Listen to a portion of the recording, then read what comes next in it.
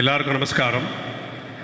எல்லோரும் கொஞ்சம் அமைதியாக உட்காந்து ஸ்வஸ்தி வாச்சனத்தோடு நம்ம இன்றைக்கி இந்த ப்ரோக்ராமை ஸ்டார்ட் பண்ணலாம். தயவு செஞ்சு எல்லோரும் உட்காந்துக்குவோம் ப்ளீஸ். அவள் ஸ்டார்ட் பண்ணோன்னே இங்கே எல்லாம் எழுந்துக்கலாம். ஸ்வஸ்தி வாச்சனம் இங்கே வேத பாடசாலையில் இருக்கிற அவள் தான் சொல்ல போகிறா. ப்ளீஸ்.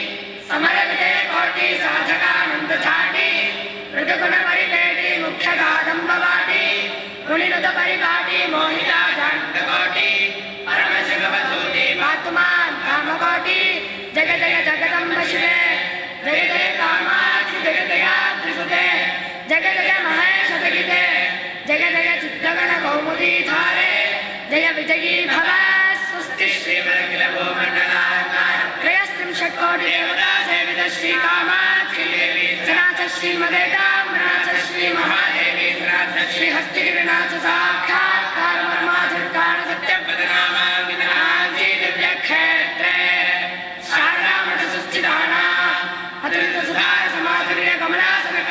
धम्मिल्ल संफुल्ल मल्लिका मालिका निष्कल्ल मकरन्दे आंगणिकं भवजम्रानन्दतुल्य मनीष मण्डलाना अनवरता द्वैत विद्या विनोद शिवाना निरन्तरालङ्कृते कृत शान्तिकान्ति भोम्ना सकलभुवन चक्र प्रतिष्ठापक श्रीचक्र प्रतिष्ठा विख्यातेशालङ्कृताना निखिल भाषण्ड षण्डकण्टकाध्यात्मेन विशदीकृत वेदवेदा महाशुन्द प्रतिष्ठापकाचार्याणा श्रीमत्परमहंस परिव्राजकाचार्यवर्य श्री जगद्गुरु श्रीमच्छंकर भगवत्पादाचार्याणा अचट्ठाने सिंहासनाभिजित श्रीमच्चन्द्रशेखरेन्द्र सरस्वती संयमीन्द्राणा अन्ते वासिवर्य श्रीमच्चगेन्द्र सरस्वती संयमीन्द्राणा तदन्ते वासिवर्य श्रीमच्छंकर विजयेन्द्र सरस्वती श्रीपादानाच्च आधारविन्दयोः साष्टाङ्गं प्रणामः.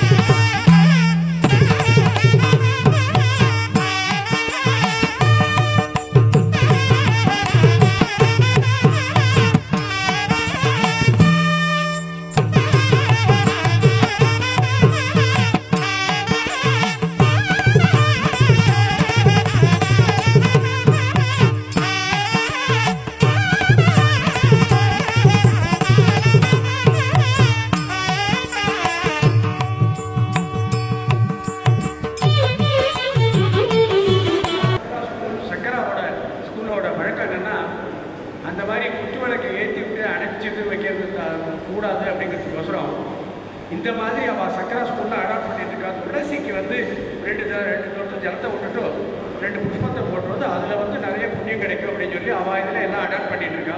அதே இதை தான் நாங்கள் எங்கள் மீட்டிங்கில் எல்லாத்துலேயும் நாங்கள் அது மாதிரி அடாப்ட் பண்ணிட்டு இருக்கோம். ஸோ அதனால் எல்லோரும் வந்து துளசிக்கு மந்திரம் பண்ணணும். எல்லாரும் வரலாம். இல்லை பார்க்கலாம். எல்லாரும் வந்து துளசிக்கு மந்திரம் பண்ணலாம். 2 சொட்டு தேர்தல்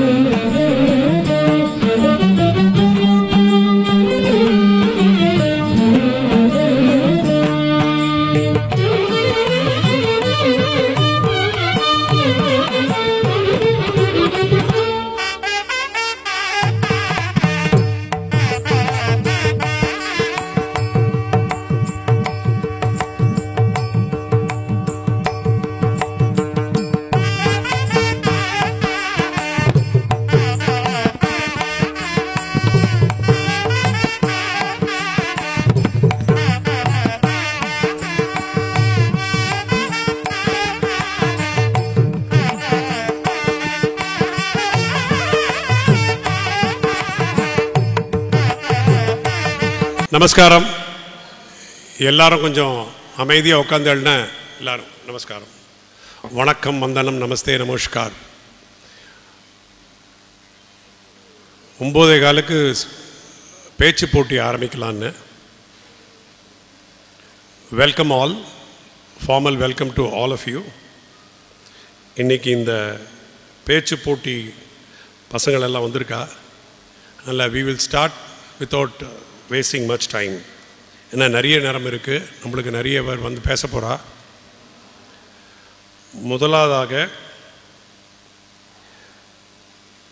இந்த குழந்தைகள் வந்து இன்றைக்கி பேச போகிறா இல்லையா? இந்த குழந்தைகள் பேச போகிறது வந்து அருந்தொண்டாற்றிய அந்தணர்கள்னு. பிராமணா சொசைட்டியில் என்னெல்லாம் பண்ணியிருக்கா, தமிழ்நாட்டுக்கு மட்டும் இல்லாமல் பாரத தேசத்துக்கும் என்ன பண்ணியிருக்கான்னு பேச போகிறா. இல்லை என்ன இம்பார்ட்டண்ட்னா, எல்லாம் குழந்தைகள். இந்த குழந்தைகளை ஊக்குவிக்கணும் நம்ம. அதனால் எந்த குழந்தை பேசினாலும் ஜோராக கை தட்டணும். ஹாலில் 10 பேர் இருந்தால் 100 பேர் மாதிரி பிரபலிக்கணும். அது அந்த மாதிரி கை தட்டணும். கை தட்டுவலா? ஜோராக ஒரு வாட்டி கை தட்டுங்க. Thank you, thank you.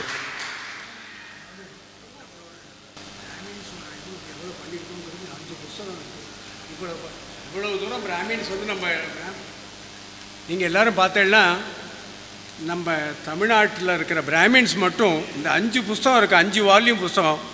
அவ்வளவு தூரம் நம்ம சுதந்திரத்துக்காக, தமிழுக்காக, கல்விக்காக, தொழில் வளர்ச்சிக்காக, டோட்டல் இந்தியன் டெவலப்மெண்ட்டுக்கோசரம் பண்ணியிருக்கிறது பூரா இந்த 5 புஸ்தகத்தில் இருக்குது. அதாவது சங்கரா ஸ்கூலுக்கு நான் கொடுக்க போகிறேன். சங்கரா ஸ்கூலில் டீச்சர் வருவான்னு சொன்னால் யாரோ, அவளுக்கு கொடுக்க போகிறேன். நீங்கள் தானே அது? ஓகே. ஸோ எதுக்காக சொல்கிறேன்னா, இவ்வளவு தூரம் இருக்குது. எல்லோரும் நீங்கள் இது வந்து ஆரம்பம், இது வந்து first competition. Every year competition நடந்துட்டுருக்கும். அதனால் வந்து இந்த புத்தகத்தை யூஸ் பண்ணிக்கோ. நீங்கள்லாம் நிறைய தெரிஞ்சுக்கணும். நம்மளாம் என்ன பண்ணியிருக்கோம் தெரிஞ்சுக்கணுங்கிறதுக்கோசரம் தான் இந்த இது இப்போ காம்படிஷன் நடத்துகிறோம். Okay, thank you. காம்படிஷன் மட்டும் பார்க்க வேண்டாம். இதில் வந்து நம்ம நிறைய பேருக்கு எந்தெந்த அந்தணர்கள் யாரெல்லாம் பிராமணாலாம் என்ன கான்ட்ரிபியூஷன் பண்ணியிருக்கான்னு நம்ம யாருக்குமே நிறைய பேருக்கே தெரியாது. உண்மையாகவே தெரியாது. கரெக்டாக இல்லையா? இப்போன ஒத்துங்க, உண்மையை பரவாயில்ல, தப்பு இல்லை. அதனால் இது வந்து இந்த குழந்தைகள் மூலமாக நம்ம தெரிஞ்சுக்க போகிறோம். அதுதான் முக்கியம். அதனால் இந்த குழந்தைகளுக்கு நல்லா இது உற்சாகம் கொடுத்து கைத்தட்டணும். முதலாவதாக ஜே புவனேஸ்வரி ஊரப்பாக்கத்தில் வந்திருக்கா, 9th ஸ்டாண்டர்ட். வாடா கண்ணா.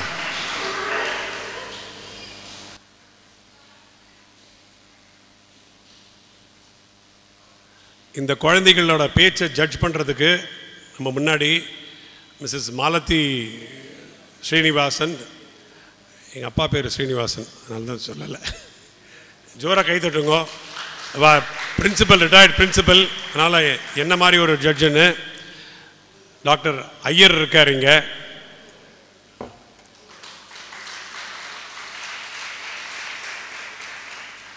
Doctor Sundaram Seshadri does not need an introduction, but இவாதான் இன்னைக்கு ஜட்ஜ் பண்ண போகிறா. ரைட்? வாடா கண்ணா. உன்னை பற்றி ஒரு சின்ன இன்ட்ரோடக்ஷன் கொடுத்துக்க. எந்த ஸ்கூலில் படிக்கிற என்ன சொல்லிட்டு வா. என் பெயர் ஜே புவனேஸ்வரி.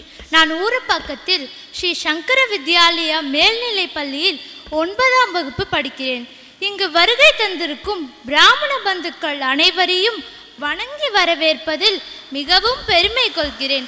முதல் முறையாக இத்தனை பிராமண பந்துக்களுக்கு இடையே நம்மை பற்றி நாமே பேசுவதற்கு வாய்ப்பளித்த பிராமண சங்கத்திற்கு என் வணக்கத்தை தெரிவித்துக் கொள்கிறேன். இன்று இங்கு நான் பேச வந்திருக்கும் தலைப்பு நாட்டின் முன்னேற்றத்தில் அந்தணர்களின் பங்கு என்பதை பற்றியதாகும். முதலில் பிராமணன் என்பவன் பிரம்மனுக்கு அருகில் உள்ளவன் என்ற பொருளை உடையவனாகிறான். அதனால்தான் வேதத்தில் புருஷ சுத்தத்தில் பிராமணசிய முகமாசீத் என்ற வரி மூலம் கடவுளின் முகத்திலிருந்து பிராமணன் தோன்றினான் என்று குறிப்பிடப்பட்டுள்ளது. நாம் எப்போதும் நாம் செய்வதை, நாம் கொடுப்பதை பற்றி பேசுவதில்லை, பெருமைப்பட்டும் கொள்வதில்லை.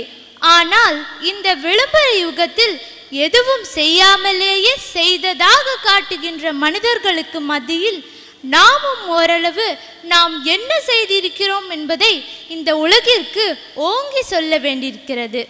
பிராமணர்களை பொறுத்தவரையில் மன்னிக்கவும், இனி பிராமணர்கள் என்ற வார்த்தைக்கு பதிலாக நாம், நம்மை என்று உபயோகிக்கிறேன். நம்மை பொறுத்தவரையில் நாம் தொடாத துறைகள் இல்லை, வெல்லாத துறைகள் இல்லை, ஈட்டாத செல்வம் இல்லை. எந்த நாடு பிராமணியத்தை காக்கிறதோ அந்த நாடு தானாகவே முன்னேற்றம் அடையும் என்பதை நம் சங்ககாலம் நமக்கு உணர்த்துகிறது. அர்த்த சாஸ்திரத்தை எழுதிய சாணக்கியை போன்ற பிராமணர்கள் இருந்த பூமி எத்தனை செழிப்பாக இருந்தது என்பது நாம் அறிந்ததே. நாட்டின் முன்னேற்றம் என்பது அந்த நாட்டின் குடிகள் அறிவு பொருந்தியவர்களாகவும் நல்லொழுக்கம் கொண்டவர்களாகவும் இருக்க வேண்டும் என்பதை அடிப்படையாக கொண்டது. அத்தகைய குணங்கள் இயற்கையாகவே பிராமணர்களிடம் அமைந்துள்ளன. பிராமணர்களாகிய நாம் எந்த ஒரு துறையானாலும் கால் பதித்து முன்னேற்றம் கண்டிருக்கிறோம் என்பதற்கு உதாரணமாக காமசூத்திரத்திலிருந்து கர்ணங்கள் வரையிலும் நாம் மாற்றாத பணிகள் இல்லை. காமசூத்திரத்தை எழுதிய வாத்ஸ்யாயனர் இலக்கியத்திற்கும் ராமன் விளைவை கண்டறிந்த சசிவி ராமன் அறிவியலுக்கும் கணித தேற்றங்களை வகுத்து காட்டிய கணித மேதை ராமானுஜம் கணிதத்திற்கும் மாற்றிய பங்கு அளவிடத்தக்கது. தமிழ் என்ற மொழிக்கு நாம் வந்தால் மகாகவி பாரதியார் போல் ஒரு மகாகவிஞரை தந்து நாட்டுக்கு முன்னேற்றம் தந்தது நமது இனமே. பத்திரிகை துறையை பொறுத்தவரையில் சோ ராமசாமி அவர்களும் கல்கி கிருஷ்ணமூர்த்தி அவர்களும் ஆற்றிய பங்கு அளவிடத்தக்கது. கோபாலகிருஷ்ண கோகுலே, பாலகங்காதர திலகர் போன்றவர்கள் அரசியல் துறையிலும் இன்றும் நிர்மலா சீதாராமன் போன்ற நிர்வாக திறமை வாய்ந்தவர்கள் நாட்டின் நிதி அமைச்சராக இருந்து நாட்டை முன்னேற்றுகின்றனர். விளையாட்டு துறையை பொறுத்தவரையில் கிருஷ்ணமாச்சாரி ஸ்ரீகாந்த் போன்றவர்களும் ரவிச்சந்திர அஸ்வின் போன்றவர்களும் விளையாடி உலக கோப்பையை பெற்று தந்திருக்கிறார்கள். உலகமே திரும்பி பார்க்கும் அளவிற்கு இன்ஃபோசிஸ் என்ற நிறுவனத்தை உருவாக்கி நடத்திய நாராயணமூர்த்தி அவர்களையும் தந்தது நமது இனமே. உலகின் தலை சிறந்த கூகுள் நிறுவனத்தின் சிஇஓவாக பணிபுரியும் சுந்தர் பிச்சையும் பெப்சிகோ நிறுவனத்தின் தலைமை அலுவலராக பணிபுரியும் இந்திரா நூயி போன்றவர்களையும் தந்தது நமது இனமே. ஆகவே நாமும் சில வண்டிகளின் சத்தத்தை பற்றி கவலைப்படாமல் நமது இனத்தின் பெருமையை உணர்ந்து நம்மை நாமே உயர்த்தி கொள்ள உழைக்க வேண்டும். நாம் உழைத்தால் நமது நாடு முன்னேறும். நாம் யாருக்கும் அடிமை வேலை செய்யாமல் பிறருக்கு வேலை கொடுக்கும் அளவிற்கு முன்னேற வேண்டும் என்று கூறி எனது உரையை முடிக்கிறேன். நன்றி, வணக்கம்.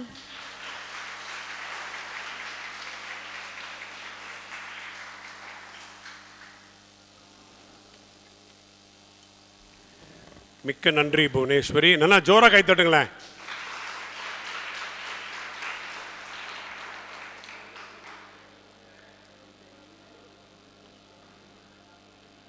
அடுத்ததாக எஸ் சாம்பவி 7ஆம் வகுப்பு குளத்தூர் இருந்து வந்திருக்கிறார். கரெக்டா? வா.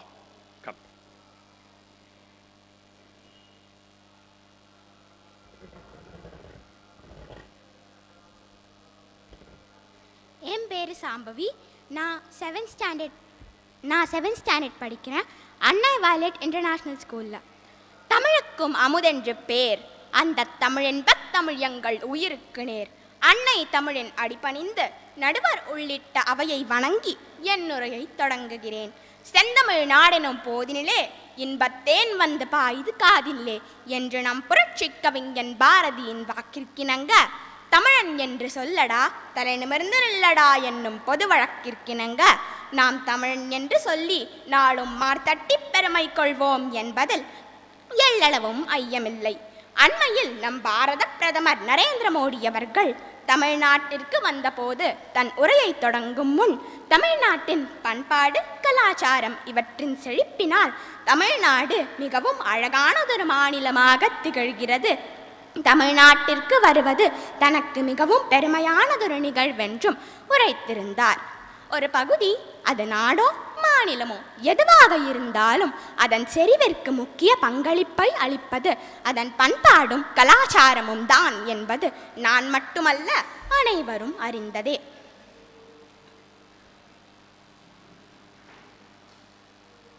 உன் சீரிழமை திறம் வியந்து செயல் மறந்து வாழ்த்துதுமே என்று நாம் நம் தமிழ்த்தாய் வாழ்த்தில் கூறுதல் போல, தமிழ் மொழியின் இளமை குன்றா தன்மைக்கு தன் பங்களிப்பை அளித்து தொண்டாற்றிய பெருமை மிக்கவர் பலர். பார்ப்பனர்கள் என்று இப்போது சகஜமாக சாடப்படும் பிராமணர்கள் தேவலிபி எனப்படும் வடமொழி மோகம் உடையவர் என்றும் தமிழ் மொழியை துவேஷிப்பவர் என்றும் பரவலாக இல்லை இல்லை பரப்பப்படும் தவறான கருத்தாகும். ஆனால் உண்மையில் பிராமணர்கள் தமிழ் மொழியை தன் வாழ்வியல் முறையாகவே கொண்டு வாழ்ந்து வந்ததுடன் அல்லாமல் அதன் வனப்பையும் வளர்ச்சியையும் மெருகேற்றும் விதமாக புது புது இலக்கணங்களையும் இலக்கியங்களையும் அர்ப்பணித்துள்ளனர். பிராமணர்கள் தமிழுக்கு ஆற்றிய தொண்டுகளை இவ்வுரையில் விரிவாக காணலாம். ஒரு மொழி எப்படி வழங்கப்பட வேண்டும், அம்மொழியின் பயன்பாட்டு நெறிகள், முறைகள், விதிமுறைகள் என ஓர் முறைமையை வகுத்து அம்மொழியின் சீர்மையும் செம்மையும் சிதையாமல் செழிப்புறச் செய்வது அம்மொழியின் இலக்கணமாகும். தமிழ் மொழியை பொறுத்த மட்டில் அப்படி ஒரு அடிப்படை கட்டமைப்பை தந்து தமிழ் மொழியின் இன்றைய பெருமைக்கு வித்திட்டவர் ஓர் பிராமணர் தான் என்பது நாம் அனைவரும் அறிய வேண்டிய ஒரு செய்தி. தமிழ் மொழியின் முதல் இலக்கண நூல் அகத்தியம். இதனை எழுதியவர் அகத்தியர். இவர் அந்தண மரபைச் சேர்ந்தவர். குருமுனி என போற்றப்படுபவர். தமிழ்நாட்டின் நீர்வளத்திற்கும் மொழி வளத்திற்கும் ஒரு சேர காரணக்கர்த்தா இந்த அகத்திய முனிவர் ஆவார். இப்பிராமணரின் இத்தொண்டின் கீழ்தான் அனைத்து இன மக்களின் தொண்டும் பின்தொடர்ந்தாக வேண்டும் என்பது நான் மட்டுமல்ல, அனைவரும் அறிந்ததே. தமிழ் கடவுள் முதற் சங்கநாயகன் தலைவன் என்றெல்லாம் பெருமைக்குரியவன். குன்றுதோராடும் குமரன் என போற்றப்படும் முருகக் கடவுள். இக்கடவுளின் பெருமையை கூறும் எத்தனையோ பக்தி இலக்கியங்கள் இருந்தாலும் முதன்மையாக கருதப்படுவது திருமுருகாற்றுப்படை எனும் சங்க இலக்கிய நூலாகும். முருகனின் படை வீடுகளை வரிசைப்படுத்திய பெருமை இந்நூலின் தனிப்பெருமை. அருளில்லாருக்கு அவ்வுலகம் இல்லை எனும் வள்ளுவனின் வாக்கிற்கிணங்க வீடு பேற்றை அடையோபாயம் முருகனை தொழே என ஆற்றுப்படுத்தி பாடுவதே திருமுருகாற்றுப்படை. இந்நூலாசிரியரும் அந்தனரே. இவர் பாண்டிய மன்னனின் அவையில் தலைமை புலவர். நெற்றிக்கண் திறப்பினும் குற்றம் குற்றமே என்று அந்த பரம்பொருளையே எதிர்த்து குரல் கொடுத்த இவர் நக்கீரனார். தமிழுக்காகவும் தமிழ் மொழியின் செறிவுக்காகவும் இறைவனையே எதிர்க்க துணிந்து தமிழ் பால் கொண்ட அன்பினால் இறைவனையும் வென்றார் நக்கீரர் எனும் பிராமணர். இப்படி சங்க காலத்தை கடந்து வந்தோமே ஆனால் கிபி 7ஆம் நூற்றாண்டில் புலமைக்கும் பக்திக்கும் தொண்டிற்கும் வயது ஓர் தடையில்லை என்பதனை நிரூபிக்க சீர்காழியில் அந்தண மரபில் பிறந்து 3 வயதிலேயே உமையம்மையின் திருக்கரத்தால் ஞானப்பாலுண்டவர் திருஞான சம்பந்தர். இவரது தமிழ் தொண்டு அறியாதவர்கள் யாரேனும் உண்டா? தமிழ் வேதம் எனப்படும் திருமுறைகளில் முதல் 3 திருமுறைகள் இவரது பதிகங்களே. இவர் வாழ்ந்த காலத்தை தற்பத்துடன் ஒப்பிட்டு கூறலாம். ஆம், நம் ஆதிசைவத்தை மற்ற மதங்கள் கார் சூழ்நிலையைப் போல மறைக்க முயற்சித்த காலம். அரசனே சங்கம் வளர்த்த மதுரையில் சமணத்தில் மூழ்கி கிடந்த பாண்டிய மன்னனின் மயக்கத்தை தெளிவித்த வள்ளல். பதிகங்களை அறம் பொருள் வீடு பேறு என வாழ்வியல் நோக்கங்களுக்கு அருமருந்தாக பயன்பாட்டிற்கு அள்ளித்தந்தவர். இவர் பதிகங்கள் செய்த அற்புதங்களை புனலில் ஏடுதிர் செல்லென்ன செல்லுமே, புத்தனார் தலை தத்தென்ன தத்துமே, கனலில் ஏடிடர் பற்றென்றிருக்குமே, கதவு மாமரை காட்டில் அடைக்குமே, பனையில் ஆண்பனை பெண்பனையாகுமே, பழைய எம்பு பொற்பாவையதாகுமே, சின அராவிடம் தீரண தீருமே, சிறந்த சம்பந்தன் செந்தமிழ் பாடலே எனும் செய்யுளால் அறியலாம். மொழியும் பக்தியும் இருவேறு துருவங்கள் அன்று. மொழியால் பக்தியும் பக்தியால் மொழியும் வளர்வதோடல்லாமல் அறமும் நிலைநாட்டப்படும் என பதிகம் பாடி வாழ்ந்து காட்டிய ஞான குழந்தை.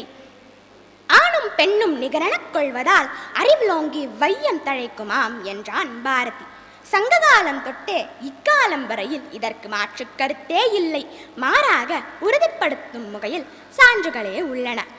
தமிழ் தொண்டாற்றிய ஆண்களை பார்த்தோம். அந்தன பெண்கள் ஒருவர் கூட இல்லையா என்று சிந்திக்கையில் கணீரென ஒலித்தது ஆழ்வார் திருமொழி. திருவாடி பூரத்து ஜகத்துதித்தார் வாழியே. ஆம், நம் சூடிக் கொடுத்த சுடற்கொழி பெரியாழ்வாரின் செல்வ மகளான கோதை நாச்சியார். சிறுபிராயம் முதல் கண்ணன் பால் கவரப்பட்டு கண்ணனையே மணாளனாக வரித்து தமிழ் மொழியையே தோழியாய் தூதாய் வழித்துணையாய் கொண்டு இறைவனை அடைந்து இறைநிலையே அடைந்த அரங்கனையே ஆண்ட ஆண்டால் நம் அந்தன மரபில் உதித்தவரே. அன்பும் பக்தியும் சேர்ந்த பாவை நோன்பு நூற்று திருப்பாவை இன்னும் 30 முத்துக்களை சமர்ப்பித்து ஆண்டவனை ஆண்டவள். இவளது திருப்பாவையும் நாச்சியார் திருமொழியும் தமிழ் பக்தி இலக்கியத்தின் முக்கிய மைல்கல் என்றால் அது மிகையன்று. தமிழ் இலக்கணங்களையும் இலக்கியங்களையும் நாம் இன்று அறிந்து தெரிந்து சுவைத்து ரசித்து அலசி ஆராய்கிறோம் என்றால் அதற்கு அதை அனைத்தையும் வசதியாக வரி வடிவு முதல் ஒளி வடிவு வரை அனுபவிக்கிறோம் என்றால் அதற்கு ஆதாரமாக இருந்து அறந்தண்டாற்றியவர் ஓர் பிராமணரே. தமிழ் தாத்தா என அன்புடன் அழைக்கப்படும் உவே சுவாமிநாத ஐயர், உத்தமதானபுரம் வேங்கட சுப்பையர் சுவாமிநாத ஐயர். இவர் தமிழ்நாட்டின் மூலை முடுக்கெல்லாம் சென்ற பனை ஓலைகளிலும் ஓலைச்சுவடிகளிலும் இருந்து தமிழ் சங்க இலக்கிய பாடல்களை எடுத்து நாம் இன்று படிக்கும் அமைப்பில் தொகுத்து கொடுத்தவர் இந்த பிராமணரே.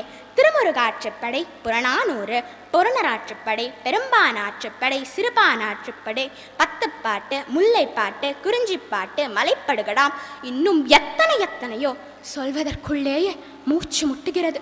இவற்றை ஒரே மூச்சாக அச்சேற்றி பதிப்பித்தவர் நம் தமிழ் தாத்தா உவேசா. புரட்சி கவிஞன், முண்டாசு கவிஞன், மகாகவி என்றெல்லாம் பெருமைக்குரியவன். எங்கள் நாடும் எங்கள் வளமும் மங்காத தமிழென்று சங்கே முழங்கு என முழக்கமிட்டவன். ஆடுவோமே பள்ளு பாடுவோமே ஆனந்த் சுதந்திரம் அடைந்து விட்டோமே என்று சுதந்திரத்துக்கு முன்னேயே ஆடிப்பாடியவன். கும்மியடி பெண்ணே கும்மியடி, நம்மை பிடித்த பிசாசுகள் போயின, நன்மை கண்டோம் என்று கும்மியடி என பெண் விடுதலையை ஒரு வேள்வியாகவே நிகழ்த்தியவன். காக்கை குருவி எங்கள் ஜாதி, நீள் கடலும் அலையும் எங்கள் கூட்டம் என்று இயற்கையே தன் கூட்டாளியாக்கிக் கொண்டவன். மரபு கவிதைகள், வசன கவிதைகள், புதுக்கவிதை என தமிழ் இலக்கணத்தின் எல்லா பரிணாமங்களிலும் தன் சுவடை பதித்து அறந்தண்டாற்றியவன் அந்தன மரபில் தோன்றி நம் குலப்பெருமையை நிலைநாட்டிய திரு சுப்பிரமணிய பாரதியார். கற்றது கைமண் அளவு, கல்லாதது உலகளவு எனும் ஔவையின் வாக்கிற்கிணங்க தமிழ் தொண்டாற்றிய பிராமணர்கள் இன்னும் எத்தனையோ.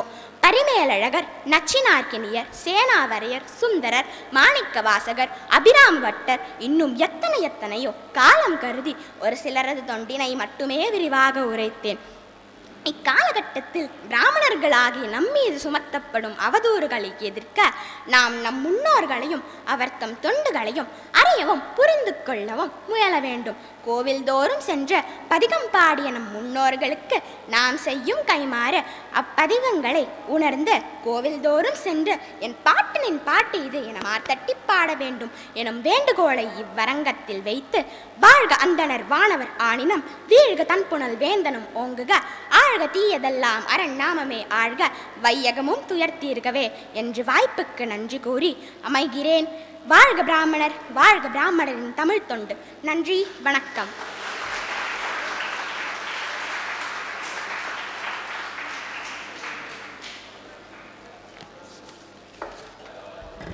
இறங்கி முடிக்கிறதுக்குள்ள கைத்தட்ட நிறுத்திட்டல, மூச்சு முட்டை பேசிட்ட, நல்லா கைத்தட்டலாமே.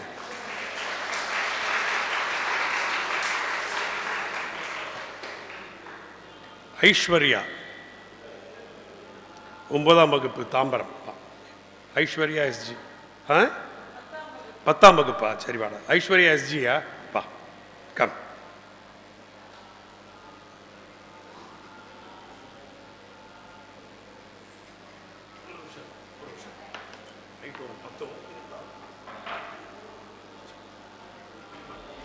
தாமரை தடாகம் போல் வீற்றிருக்கும் தலைவர்களுக்கும் இவ்வரையில் கூடியுள்ள ஆன்றோர் சான்றோர் பெருமக்களுக்கும் என் பணிவன்பான வணக்கங்கள் பல பல.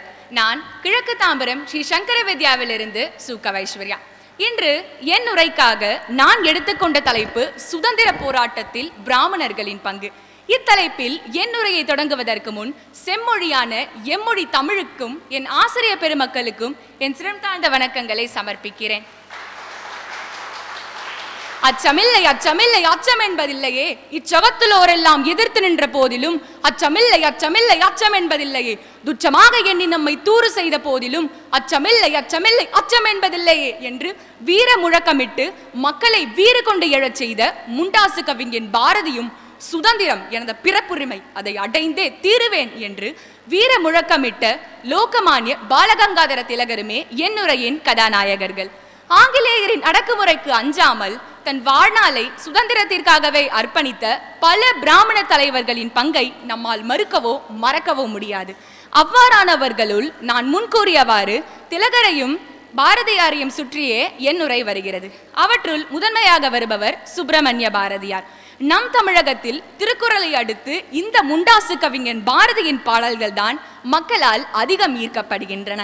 நம் நாடு ஆங்கிலேயரிடம் அடிமைப்பட்டிருந்த போது நெஞ்சு பொறுக்குதில்லையே, இந்த நிலை கெட்ட மனிதரை நினைத்து விட்டால் அஞ்சி அஞ்சி சாவார், இவர் அஞ்சாத பொருள் இல்லை அவனியிலே என்று வெகுண்டெழுந்து மக்களின் அறியாமையை போக்கி அவர்களுக்குள்ளே விடுதலை உணர்வை ஊட்ட அரும்பாடுபட்டவர்கள் ஒருவரே நம் முண்டாசு கவிஞர் மகாகவி பாரதியார்.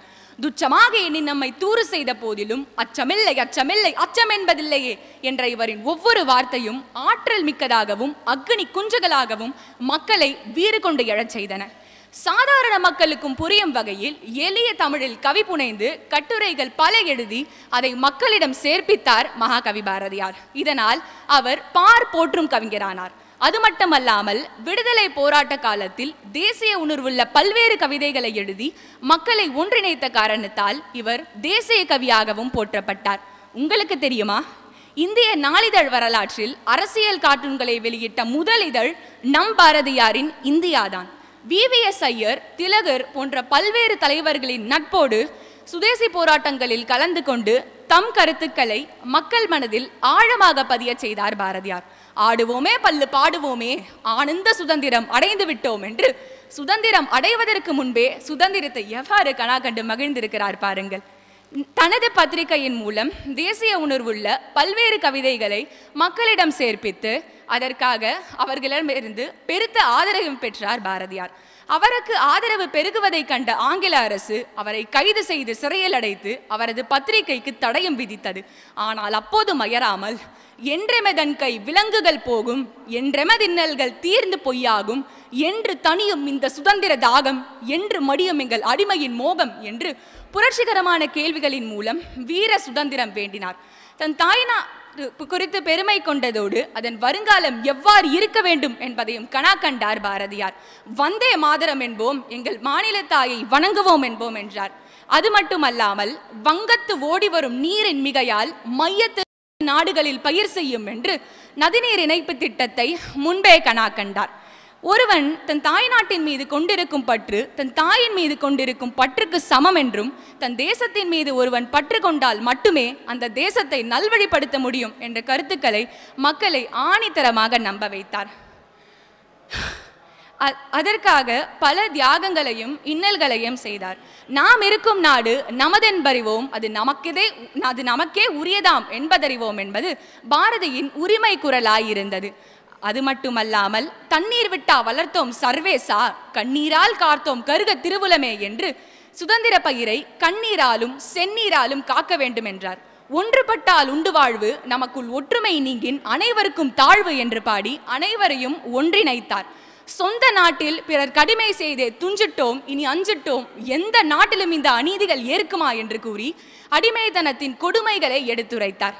ஆங்கிலேயரின் அடக்குமுறை ஒரு பக்கம், வறுமை மறுபக்கம் என இருந்தாலும் கூட தேடி சோறு நிதந்தின்று பல சின்னஞ்சிறு கதைகள் பேசி மனம் வாடி துன்பம் மிக உடன்று பிறர் வாட பல செயல்கள் செய்து நரை கூடி கிழப்பருவமெய்தி பல கொடுங்கூற்று கிரையென பெண் மாயும் பல வேடிக்கை மனிதரை போலே நான் வீழ்வேன் என்று நினைத்தாயோ என்று பாடினார் பாரதியார். முண்டாசு கவிஞா, எங்கிருந்து வந்தது இத்தனை விவேகமும் நாட்டுப்பற்றும்? இவ்வாறு பல கோணங்களில் சுதந்திரத்திற்காகவே தன் வாழ்வை அர்ப்பணித்த பாரதியார் இதற்காக பல இன்னல்களை சந்தித்தார். இருந்தாலும் சுதந்திரமே முக்கியம் என்று தன் வாழ்வை தியாகம் செய்த தியாக செம்மலே பாரதியார். அடுத்து வருபவர் லோகமானிய பாலகங்காதர திலகர். இவர் பாரதிக்கு சற்றும் சளைத்தவரில்லை. இவரும் ஒரு தேசியவாதி, சமூக சீர்திருத்தவாதி, இந்தியாவுக்கு தன்னாட்சி கோரியவர்களுள் ஒருவர் மற்றும் ஒரு விடுதலை போராட்ட வீரர். விடுதலை போராட்ட காலத்தில் மக்களின் பெருத்த ஆதரவு பெற்ற முதல் தலைவர் இவர் என்றால் அது மிகையே ஆகாது. இவரின் பள்ளி இறுதியில் இவரின் கணித புலமையை கண்ட இவரின் ஆசிரியர்கள் கணிதத்தில் மேற்படிப்பு படிக்க அறிவுறுத்தினர். ஆனால் இவரோ தேசிய விடுதலை உணர்வுள்ள பல்வேறு தேசபக்தர்கள் சிறையில் வாடுகின்றனர். அவர்களை மீட்பதற்காகவே சட்ட நுணுக்கங்களை கற்றறிந்து நான் ஒரு சட்ட நிபுணராக வேண்டும் என்று கூறி சட்டம் பயின்று அவர் கூறியவாறே பல தேசபக்தர்களை சிறையிலிருந்து விடுவித்தார். மேலும் அவர் தொடங்கிய கேசரி மற்றும் மராட்டா என்ற இதழ்களின் வாயிலாக ஒவ்வொரு இந்தியனையும் அவரவர் உரிமைக்காக போராடும்படி செய்தார். மேலும் கிராமமாக சென்று சுயராஜ்யம் பற்றி பேசி விழிப்புணர்வை ஏற்படுத்தினார். பம்பாய் மற்றும் பூனேயில் 1896ஆம் ஆண்டு பிளேக் நோய் பரவிய போது அதன் மீட்பு பணிகளில் அயராது ஈடுபட்டார் திலகர். அப்போது மீட்பு பணிகளில் ஈடுபடாமல் கொண்டாட்டங்களில் ஈடுபட்ட ஆங்கில அதிகாரிகள் 2 பேர் சுட்டுக் கொல்லப்பட்டனர். அதற்கு இவர் எழுதிய தலையங்கமே காரணம் என்று கூறி சிறையில் அடைக்கப்பட்டார். ஆனால் அப்போதும் நான் ஓய்ந்து விடுவேனோ என்று வங்க பிரிவினை எதிர்ப்பு, சுதேசி பொருட்களுக்கு ஆதரவு, அந்நிய பொருட்களின் பகிஷ்கரிப்பு போன்ற பல்வேறு போராட்டங்களை முன்னின்று நடத்தினார். அதோடு கணபதி உற்சவத்தையும் 10 நாட்கள் கொண்டாடினார். மத சம்பந்தப்பட்ட காரியங்களில் ஆங்கில அரசு தலையிடாது என்பதை அறிந்த இவர் கணேச சதுர்த்தியை தன் அரசியல் போராட்டத்திற்கு ஏதுவாக பயன்படுத்தி கொண்டார். வீட்டில் மட்டுமே கொண்டாடப்பட்ட இவ்விழாவை இறைபக்தியோடு தேசபக்தியும் சேர்ந்த விழாவாக மாற்றிய பெருமை இவரையே சாரும். இது சுதந்திர போராட்டத்தில் ஒரு திருப்பு முனையை ஏற்படுத்தியது. இவர்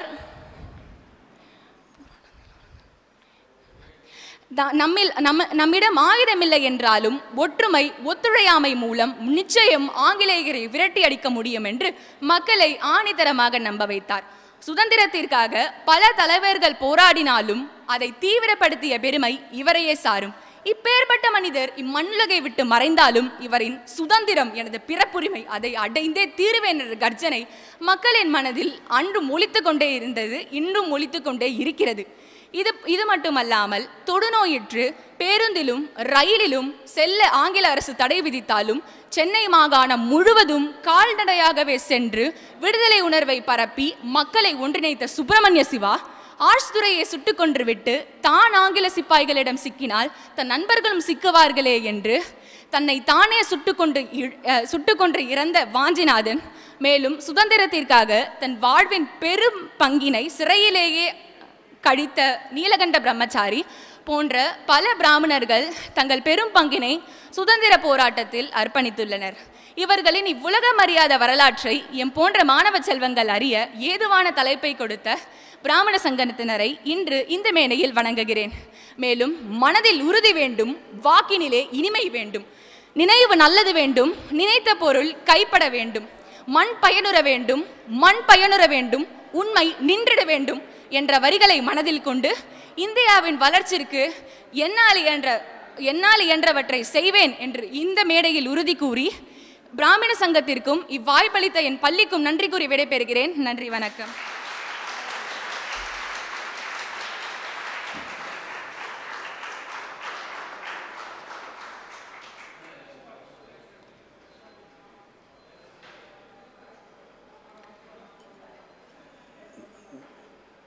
நன்றி ஐஸ்வர்யா. 100 வாட்டி ஜோரா கை தட்டிடுங்க.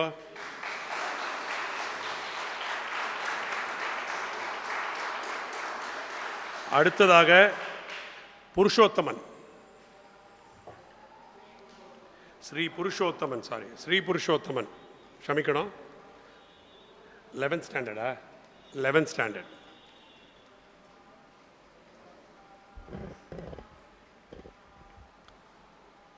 तगुं हत्रेन् गिरिरोपान विज्ञातानि वदर्शयाञ्चकार ते शागं हैकैकस्मान् मुष्टिना ददे सहोवाच भरद्वाजे त्र्यामन्त्र्य वेदावा येते अनन्ता वै वेदाः இந்த உலகத்தை நிர்வாகம் செய்யும் வேதங்களுக்கும் எனக்கு வேதத்தை கற்றுத்தந்த என் ஆசான்களுக்கும் முதற்கண் வணக்கத்தை தெரிவித்துக் கொண்டு ஸ்ரீ புருஷோத்தமனாகிய நான் என் உரையை தொடங்குகிறேன். நம் நாட்டின் முன்னேற்றத்திற்காக நிறைய மக்கள் பாடுபட்டுள்ளனர். அவர்களில் அந்தணர்களும் அடங்குவர். அந்த காலத்து ஆரியபட்டர் முதல் இக்காலத்தில் மிலிட்டரியில் பணிபுரியும் பலரும் அந்தணரே. ஏன் நாம் மிகப்பெரிய விஞ்ஞானியாக கருதும் ஐன்ஸ்டீன் கூட தன் ஆய்வுகளுக்கு உதவியாக இருந்தது வேதங்கள் என்று கூறியுள்ளார். நாம் கணிதத்தில் பைத்தாகரஸ் தியரம் என்ற தேற்றத்தை படிக்கிறோம். பைத்தாகரஸ் வாழ்ந்த காலமோ கிமு 5ஆம் நூற்றாண்டு. ஆனால் அவருக்கு பல்லாயிரம் ஆண்டுகளுக்கு முன்னால் வாழ்ந்த வராகமிஸ்ரர் என்ற முனிவர் தன்னுடைய புத்தகத்தில் போதாயன சுல்பசூத்திரம், போதாயனரால் எழுதப்பட்ட அந்த பைத்தாகரஸ் தேற்றத்தை அப்புத்தகத்தில் எழுதி வைத்துள்ளனர். பூமிக்கு புவியீர்ப்பு சக்தி உள்ளது என்று கண்டுபிடித்தவர் சர் ஐசக் நியூட்டன். இது நாம் படிக்கும் அறிவியல். ஆனால் உண்மை என்னவெனில் அவருக்கு பல நூறாண்டுகளுக்கு முன்னால் வாழ்ந்த வராகமிஸ்ரர் தன் புத்தகத்தில் பூமிக்கு புவியீர்ப்பு சக்தி உள்ளது என்று கண்டுபிடித்துள்ளார். வியப்பாக உள்ளதோ? மேலும் வியப்புள்ள மற்றொரு விஷயத்தை கூறுகிறேன், கேளுங்கள். சந்திரகுப்த மௌரியா நம் நாட்டை விரிவு செய்யும் போது பாரத நாட்டை பல நாட்டுகளை வென்று அவர் விரிவு செய்ய அவருக்கு முக்கிய உதவியாக இருந்த அவரது முதலமைச்சரான சாணக்கியர் சும்மாவா கூறினார்கள் பிராமண புத்தி கூர்மையானது என்று?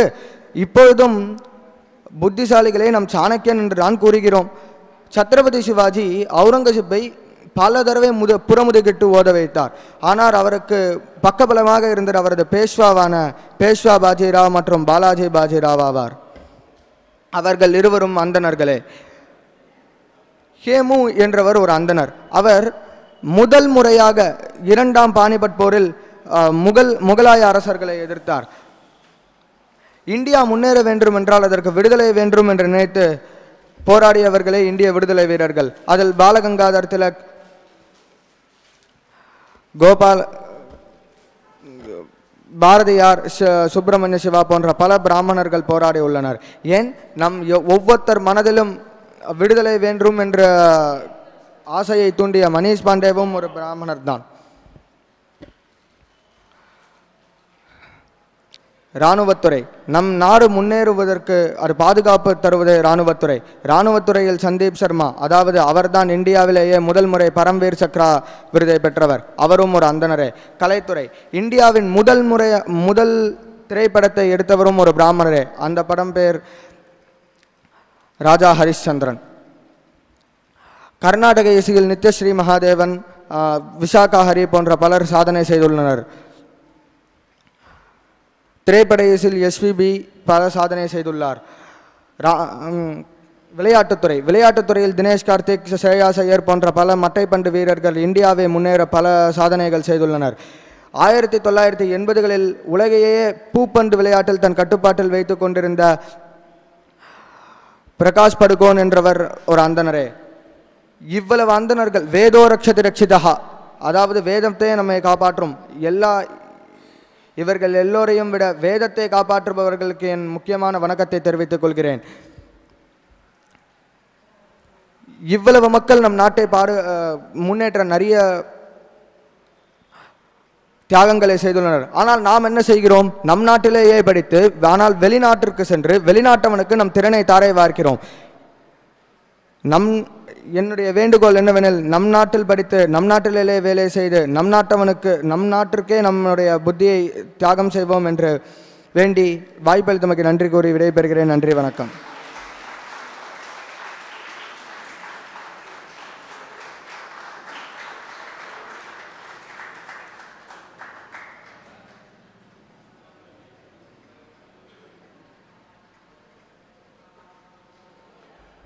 நன்றி ஸ்ரீ புருஷோத்தமன். அடுத்ததாக ஸ்ரீ மாதவன்.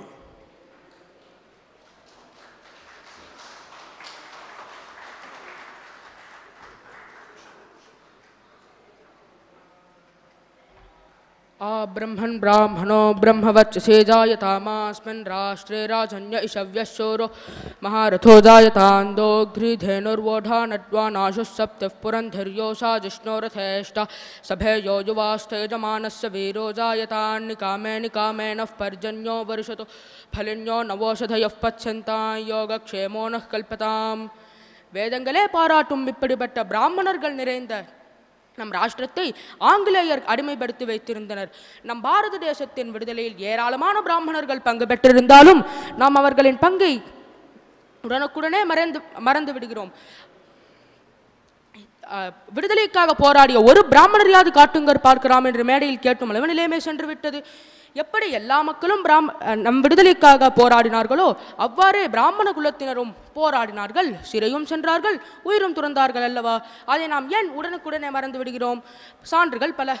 1857 முதல் இந்திய சுதந்திர போர் துவங்கியது. அதற்கு காரணம் ஆங்கிலேயரின் கட்டளையான துப்பாக்கியின் தோட்டாவை வாயால் கடித்து துப்ப வேண்டும் என்பதே. ஆனால் அத்தோட்டாவிலோ கோமாம்சம் கலந்து இருப்பதால், கோ என்பது நம் பிராமணர்களால் தெய்வாம்சமாக கருதப்படுவதால் மங்கள் பாண்டே என்ற ஒரு அந்தனர் சர்ஜென்ட் ஹென்ரியை சுட்டுக் கொன்றார். அதனால் முதலில் இந்திய சுதந்திர போராட்டத்திற்கு வித்திட்டதே ஒரு அந்தனர் என்பதை நாம் இனிமேலாவது பெருமையுடன் கூறிக்கொள்ளலாம். அடுத்து ஜான்சி ராணி என்ற மணிகர்ணிகா. வாரிசு இழப்பு கோட்பாட்டால் ஜான்சியை கைப்பற்றுவதற்காக ஆங்கிலேயர் முயன்றபோது தன்னுடைய கணவரான கங்காதர் ராவ் இருந்தபோதும் தன்னுடைய நம்பிக்கையை கைவிடாமல் மக்களுக்கும் நம்பிக்கை தந்து நம் பாரத நாட்டை காப்பதற்காக பெரும் முயற்சி மேற்கொண்டார். மணிகர்ணிகா பெரும் முயற்சி மேற்கொண்டார் என்று நாம் அனைவருக்கும் தெரியும். ஆனால் அவர் பிராமணர் என்பதை நாம் மறந்துவிட்டோமே. அல்லூரி சீதாராமராஜு. ராமராஜு என்பவர் இன்றைய ஆந்திராவில் இருக்கும் அல்லூரி என்னும் கிராமத்தில் பிறந்தவர். இவர் மெட்ராஸ் ஃபாரஸ்ட் ஆக்ட் என்னும் சட்டத்தை எதிர்த்து தனக்கென்ற ஒரு தனிப்படையை உருவாக்கி கொண்டு வனவாசிகளுக்காக போரிட்டார். ஆங்கிலேயரின் ஆயுத கிடங்கை கைப்பற்றி ஆயுதங்களை கடத்தி 3000 ஆங்கிலேயரை தனி ஒருவராக கொன்று பின்பு ஆங்கிலேயரால் கைது செய்யப்பட்டு மரத்தில் கட்டி சுட்டுக் கொல்லப்பட்டார், உயிர் துறந்தார். இவர் வனவாசிகளுக்காக போரிட்டமையார். அவரை மன்யம் வீருடு, அதாவது காற்றின் வீரன் என்று அங்கிருக்கும் மக்களால் பெருமையுடன் அழைக்கப்படுகிறார். பாரதியார். நம் அனைவருக்கும் பாரதியாரை நன்கு தெரியும். ஆனால் அவர் அந்தனர் என்று நம்ம எத்தனை பேருக்கு தெரியும்? அவர் திருநெல்வேலியில் இருக்கும் எட்டயபுரம் என்ற ஊரில் பிறந்தவர். இவர் சிறுவயது முதலே கவிதை மற்றும் இசையின் மீது ஆர்வம் கொண்டு வளர்ந்தவர். இவர் தன்னுடைய கவிதைகளாலேயே மக்களுக்கு விடுதலை உணர்வை ஊட்டி மக்களுக்கு நம்பிக்கை தந்து பக்கபலமாக நின்று நம் பாரத நாட்டின் விடுதலைக்காக தன் வாழ்நாள் முழுவதையும் அர்ப்பணித்தார். ஆனால் அவர் அந்தனர் என்றது நமக்கு இந்நாள் வரை ஏன் தெரியாமல் போயிற்று? அவரோட உண்மையான வரைபடத்தை சில அமைப்புகள் மாற்றியுள்ளனர். அவர் உண்மையில் அக்காலத்து ரிஷியைப் போலவே இருப்பார். அந்த உண்மையான வரைபடத்தை நான் இன்றும் இணையத்தில் காணலாம். அடுத்து வராகநேரி வெங்கடேச சுப்பிரமணியம் ஐயர். இவர் திருச்சியின் அருகே உள்ள வராகநேரி என்னும் கிராமத்தில் பிறந்தார்.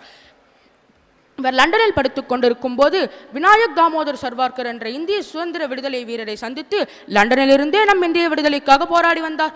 இவர் இந்தியாவிற்கு திரும்பி வந்தபொழுது பாரதியாரின் நட்பு இவருக்கு கிட்டியது. திருநெல்வேலியின் ஆட்சியரை கொன்ற வாஞ்சிநாதனின் குருவும் இவர்தான். இவர் தன்னுடைய அச்சகம் மூலமாக பாரதியாரின் பாடல்களை பிரபலம் செய்து நம் நாட்டின் விடுதலைக்காக மும்முரமாக ஈடுபட்டார். வாஞ்சிநாதன். வீரவாஞ்சேரி என்று அழைக்கப்படும் வாஞ்சிநாதன் செங்கோட்டையில் பிறந்தார். இவரது இயற்பெயர் சங்கரன். இவர் வாவேஸ்வை சந்தித்த பின் நம் நாட்டின் விடுதலைக்காக மும்முரமாக ஈடுபட்டார். அவருக்கு 25 வயது இருக்கும் பொழுது யாருமே மேற்கொள்ள அஞ்சும் செயலான ஆட்சியர் ராபர்ட் ஆஷை கொல்லும் முயற்சியில் ஈடுபட்டார். இவர் வெற்றிகரமாக ராபர்ட் ஆஷை கொன்றதே நம் நாட்டின் விடுதலைக்காக தான்.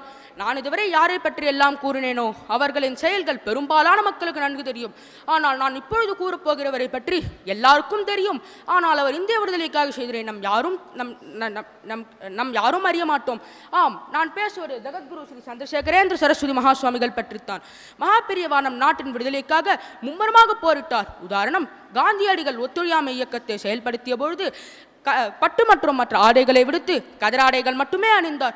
மற்றொரு உதாரணம், ஆங்கிலேய கலாச்சாரம் மட்டும் வேண்டாம் என்று அந்தன குழந்தைகள் வேதங்கள் கற்க வேத பாடசாலைகளை நிறுவினார். பாலகங்காதர திலகர், சந்திரசேகர ஆசாத், தாந்தியா தோப் போன்ற பற்பல அந்தனர்கள் நம் நாட்டின் விடுதலைக்காக போரிட்டாலும் அவர்களின் கதையை பலர் மறந்து விடுகிறார், சிலர் மறைத்தும் விடுகிறார். நம் நாட்டின் விடுதலைக்காக பல அந்தனர்கள் போரிட்டாரும் எனக்கு தெரிந்த சில பெரியவர்களை பற்றி நான் இங்கு கூறியிருந்தேன். பங்கு பெற்ற அனைத்து அந்தனர்களுக்கும் என் நமஸ்காரங்களை தெரிவித்துக் கொண்டு வாய்ப்பளித்தமைக்கு நன்றி கூறி விடைபெறுகிறேன். ஜெய்ஹிந்த். நன்றி ஸ்ரீமாதவன். அடுத்ததாக ஸ்ரீ பிரேமாம்பிகா. பாலும் தெளித்தேனும் பாகும் பருப்பும் இவை நான்கும் கலந்துனக்கு நான் தருவேன். கோலம் செய் துங்க கரிமுகத்து தூமணியே, நீ எனக்கு சங்கத்தமிழ் மூன்றும் தா என்று முழுமுதற் கடவுளை வேண்டிக் கொண்டு சங்கத்தமிழை பெருமையடையச் செய்த சில அந்தணர்களை பற்றி ஸ்ரீ பிரேமாம்பிகாவாகிய நான் பேச வந்துள்ளேன். தமிழுக்கு காலம் காலமாக பலர் தொண்டாற்றி வந்தார்கள், வருகிறார்கள், வருவார்கள். நான் பலர் என்று கூறும் பொழுதே அதில் அந்தணர்களும் உள்ளடங்குவர். அந்தணர்களும் தமிழை பெருமையடையச் செய்யும் செயல்களை பலர் செய்துள்ளனர். ஏன், தமிழுக்கு முதலில் இலக்கியம் எழுதிய அகஸ்தியரும் ஒரு அந்தனர் தானே. இப்படி 1-2 பேர் அல்ல, கணக்கில் அடங்காத அந்தணர்கள் பலர் தமிழை வளர்க்க உதவி செய்துள்ளனர். அக்கணக்கில் அடங்காதவர்களுள் சிலரை பற்றி பேசப் போகிறேன். அகர முதலை எழுத்தெல்லாம் ஆதிபகவன் முதற்றே உலகு என்று கடவுளை துதித்து தன் நூலை ஆரம்பித்தவரை பற்றி நம் எல்லோருக்கும் தெரியும். அவர் வேறு யாரும் இல்லை, நாம் எல்லோரும் அறிந்த திருவள்ளுவர் தான். அவர் இயற்றிய நூலான திருக்குறளை பல மொழிகளில் மொழியாக்கம் செய்துள்ளனர். ஆனால் யாரும் அறியா உண்மை என்னவெனில் அவர் அந்தனர் என்பதுதான். திருக்குறளில் இல்லாத கருத்துகளே இல்லை. உலகில் இருக்கும் அனைத்து நீதி நூல்களையும் படிப்பதும் ஒன்றுதான். திருக்குறளில் இருக்கும் 133 அதிகாரங்கள் இருக்கும் 1330 குறள்களை படிப்பதும் ஒன்றுதான். திருக்குறள் நீதியின் அக்ஷய பாத்திரம். கற்க கற்க கற்றுக்கொண்டே இருக்கலாம். பெரியாழ்வார் மற்றும் சூடி கொடுத்த சுடர்கொடியாகிய ஆண்டார் இவர்கள் இருவரும் தமிழ் பாடல்களை பாடிய பெருமாளை தரிசனம் செய்தவர்கள். 4000 திவ்ய பிரபந்தம், பெரியாழ்வார் திருமொழி, திருப்பாவை, நாச்சியார் திருமொழி முதலனையவர்களுடைய பாக்கலாகும். நாச்சியார் திருமொழியில் இலக்கண அமைப்புகள் குவிந்துள்ளன. இந்நூல்கள் அதன் இலக்கிய செழுமை, தத்துவம், பக்தி ஆகியவற்றிற்காக அனைவராலும் பேசப்படுகின்றன. இந்த பிரபந்தங்கள் நாள்தோறும் பல கோவில்களிலும் பல இல்லங்களிலும் பாடப்படுகின்றன. இவை வடமொழி மறைக்கு நிகராக தவறாமல் ஓதப்படுவதால் இதற்கு திராவிட வேதம், அதாவது தமிழ் வேதம் என்னும் போற்றப்படுகின்றன. நச்சினார்க்கினியர் தமிழ் உரையாசிரியர்களுள் முக்கியமான ஒருவர். தொல்காப்பியத்துக்கு எழுதப்பட்ட உரையில் நச்சினார்க்கினியரின் உரை முக்கியமானதாகும். இவர் தொல்காப்பியத்தை தவிர்த்து கலித்தொகை, குறுந்தொகையில் ஒரு பகுதி, 10 பாட்டு, சீவக சிந்தாமணி போன்றவற்றிற்கும் உரைகள் எழுதியுள்ளார். இவர் 14ஆம் நூற்றாண்டில் பாண்டிய நாட்டில் வாழ்ந்தார். இவர் வேதபோதன் என பாராட்டப்பட்ட அந்தனர். யாமறிந்த மொழிகளிலே தமிழ் மொழி போல் இனிதாவது எங்கும் காணோம் என்று தமிழ் மொழியை புகழ்ந்து பேசிய பாரதியார் திருநெல்வேலியில் இருக்கும் எட்டயபுரம் என்ற ஊரில் பிறந்தார். அவர் சிறு வயது முதலே கவிதை மற்றும் இசையில் ஆர்வம் கொண்டார். பாரதியார் இலக்கியங்களை ஐயம் திரிபுர கற்று அவற்றை தழுவி அழகான பல கவிதைகளை இயற்றியுள்ளார். மேலும் எட்டயபுர அரசவையில் அரசவை கவிஞராக பணிபுரிந்து அழகான பல கவிதைகளை பாரதியார் இயற்றியுள்ளார். இவை இலகு நடையும் இலக்கிய நயமும் பொருள் செறிமுறைய புது கவிதைகளாகும். தமிழ் இலக்கிய வரலாற்றில் தமிழுக்கு புது கவிதைகளை அறிமுகம் செய்த பெருமை பாரதியையே சாரும். கண்ணன் பாட்டு, குயில் பாட்டு, பாஞ்சாலி சபதம், பாரத மாதா திருப்பள்ளி எழுச்சி, பெண்கள் விடுதலை கும்மி போன்ற அழகான பல கவிதைகளை பாரதியார் இயற்றியுள்ளார். இவரது எழுத்துக்கள் 1903 அச்சடிக்கப்பட்டு வெளியாக தொடங்கின. பாரதியார் பகவத்கீதையை தமிழில் மொழிபெயர்த்தார். உத்தமதானபுரம் வெங்கட சுப்பையர் மகன் சாமிநாதன் என்ற ஊவே சாமிநாத ஐயர் தமிழறிஞரும் பதிப்பாளரும் ஆவார். இவர் தமிழ் மொழிக்கு செய்த தொண்டினால் தமிழ் தாத்தா என சிறப்பிக்கப்படுகிறார்.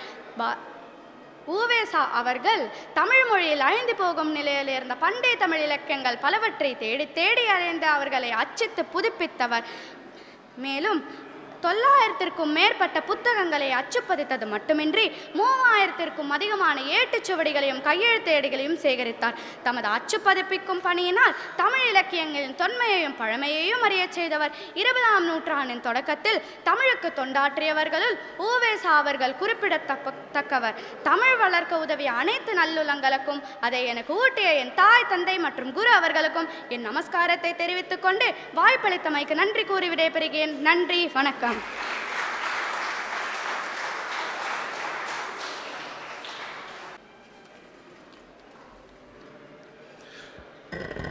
மிக்க நன்றி ஸ்ரீ பிரேமாம்பிகா. ஒரே ஒரு விண்ணப்பம், குழந்தைங்கள்லாம் பேசும்போது பேசுகிறத கேட்டால் தான் நல்லது. நம்ம பாட்டு இங்கே வந்து பேசியிருந்தோன்னா அது சரியாக இருக்காது. நிறைய பேர் காதலே வேலை. இன்னும் இந்த ஹாலில் ஒன்று எப்படின்னா கொஞ்சம் எக்கோ கேட்குற மாதிரி இருக்கும். தயவு செஞ்சு கொஞ்சம் சைலன்ஸை மெயின்டைன் பண்ணால்னா குழந்தைங்கள் பேசுகிறத கேட்டு சந்தோஷப்படலாம். ப்ளீஸ் தப்பாக எடுத்துக்காதீங்க. அடுத்ததாக ஸ்ரீ மாதவ் குருமூர்த்தி, 8ஆம் வகுப்பு, 8th தானப்பா, வா. எல்லோருக்கும் நமஸ்காரம். அதே மாதிரி பேசினவாளாக இருக்கட்டும், பேச போகிறவாளாக இருக்கட்டும், மற்ற எல்லாருமே தயவு செஞ்சு கடைசி வரைக்கும் ஏன்னா இன்றைக்கி லஞ்சு அரேஞ்ச் பண்ணியிருக்கு. கடைசி வரைக்கும் இருந்து பேச்சை கேட்கணும். ஏன்னா பெரியவார் இவெல்லாம் நெல்லை ஸ்ரீ சடகோபன் வந்திருக்கார். அவர் ஒவ்வொரு மாணவர்களும் ஒவ்வொருவரும் தெரிஞ்சுக்கணுன்னா நம்ம தமிழுக்கு பிராமணர்கள் ஆற்றிய தமிழுக்கு தொண்டு, நம்மளோட சுதந்திர போராட்டத்துக்கு, நம்மளோட இந்தியன் டெவலப்மெண்ட்டுக்கு, தமிழ்நாடு டெவலப்மெண்ட்டுக்கு அத்தனைக்கும் அவர் எனக்கு தெரிஞ்சு நான் 42 வருஷமாக அவரோட பேச்சு கேட்டுருக்கேன். அவ்வளவு தூரம் அவர் என்னோட குரு அவர். அவ்வளவு தூரம் அத்தனையிலையும் தெரிஞ்சவர். அதோடு இல்லாமல் நிறைய உபன்யாசங்கள்லாம் பண்ணிகிட்டு இருக்கார். ஸோ அவர் மிஸ்டர் டிஎஸ் ரங்கநாதன், இன்னும் கல்யாண்ராமன் பிஜேபி அவர் வரார். அவர்லாம் பாரதியாரை பற்றி ரொம்ப அழகாக பேசுவார். கல்யாண்ராமன் பிஜேபி. இன்னும் திருப்பதி நாராயணன் அவர் வரார். ஸோ இவா பேச்செல்லாம் நீங்கள் கேட்டால் தான், இது மாதிரி புஸ்தகத்தில் படிக்கிறது மட்டும் இல்லை, இது பேச்செல்லாம் கேட்டால் தான் அதில் இருக்கிறது இதெல்லாம் தெரியும். அவளோட வீரத்தை பற்றியெல்லாம், அவளோட தமிழ் தொண்டை பற்றியெல்லாம் உங்களுக்கெல்லாம் தெரியும். அவள் பேச்சு அதனால் எல்லாரும் கடைசி வரைக்கும் இருக்கணும் அப்படின்னு கேட்டுக்கிறேன். வணக்கம். दक्षिणामूर्ति समारंभां शंकराचार्य मध्यमां अस्मत् आचार्य पर्यन्तां वंदे गुरु परंपरां. Namaskaram. I am Madhav Gurumurthy, an 8th grader at MCTM International School, Chennai. Thank you for this opportunity to speak. One of the most profound attributes of Sanatana Dharma is the recognition and worship of God as feminine. In fact, Sanatana Dharma is the only major religion in the world that has always worshipped God in female form and continues to do so today. Ya Devi Sarva Bhuteshu Shakti Rupena Samstita Namastasyai Namastasyai Namastasyai Namo Namaha. This shloka tells us how God's energy or Shakti is revered through its personification in a goddess. However, social practices have not always lived up to this ideal of gender equality and mutual respect. Any entrepreneur is a pathbreaker, someone who thinks outside the box and dares to go where no one else has been before. While it is hard enough for men, it is even more so for women. And so, to see a woman succeed as an entrepreneur is even more inspiring and in line with this ideal set forth by Sanatana Dharma. And that is the reason why today I will be focusing on 2 women entrepreneurs, both engineers from the Brahmin community, and their contributions to the Indian society. Married at 15, a mother at 18, and widowed just 4 months later, the odds were stacked up against Ayyala Somaya Julalita. However, her determination to make a better life for herself and her child prevailed. Lalita became India's first ever woman engineer. She was born on 27th August 1919. She was born to a typical Telugu middle-class family, where the brothers went on to become engineers and the sisters were restricted to basic education and then married off. As was prevalent in those times, Lalita was married off at the age of 15. However, her father ensured that she studied up till class 10. When she was just 18 years old, Lalita gave birth to a baby girl. However, just 4 months later, her husband died. Instead of shaving her head and living the life of the widow, the courageous and forward-thinking Lalita decided to become an engineer. Her father, Pappu Subba Rao, was a professor at the College of Engineering, Gindi. He convinced the principal to admit her. She became the first woman Indian student of engineering. She was the only girl among hundreds of boys, but nobody made her feel uncomfortable. The college also made a separate hostel, and to ensure that she wasn't lonely, opened admissions for more women. After her graduation, she worked a 1-year apprenticeship at Jamalpur Railway Workshop, and then at Associated Electrical Industries as a design engineer working on power transmission equipment. During her work at the Associated Electrical Industries, she worked on substation layouts and power transmission equipment on the Bakra Nangal Dam, which is India's largest dam. And in 1963, Lalita was made a full council member of the Council of Institution of Electrical Engineers. She later attended the first International Conference for Women Engineers and Scientists in New York in 1965, and later attended the second International Conference in 1967. She later retired from the workforce after serving 30 years of service. Another woman who refused to stay on the sidelines due to the large gender bias of our country was Sudha Murthy. She is now an icon for the youth. She says, and I quote, "Growing up, I always thought I should be economically independent because I always felt a woman should be so." She is a businesswoman, philanthropist, engineer, and author. She, donning various hats, she has proved her mettle by traveling into a non-traditional field of engineering, which is quite unusual for a woman from her times. However, she was born into a traditional Kannada Brahmin family to Dr. H.R. Kulkarni and Srimati Vimla Kulkarni.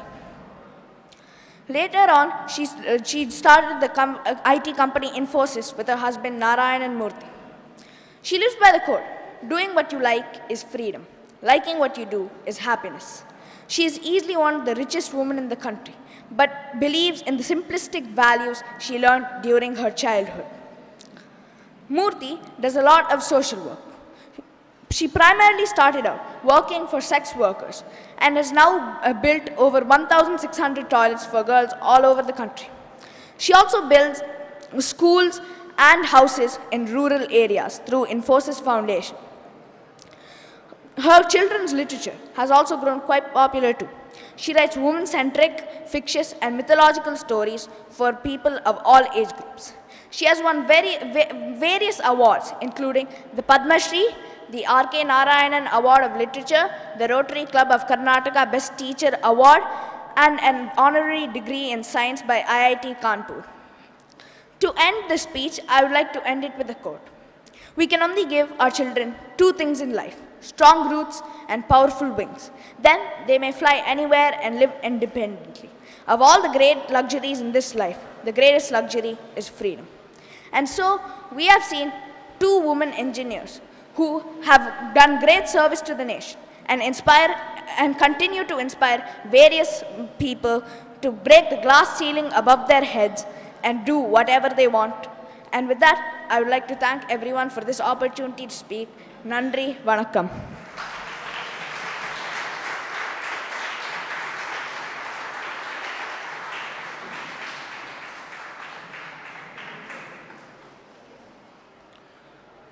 Thank you, Madhav. அடுத்ததாக உத்தவ் குருமூர்த்தி. குழந்தைங்க வரும்போதே கை தட்டுங்க.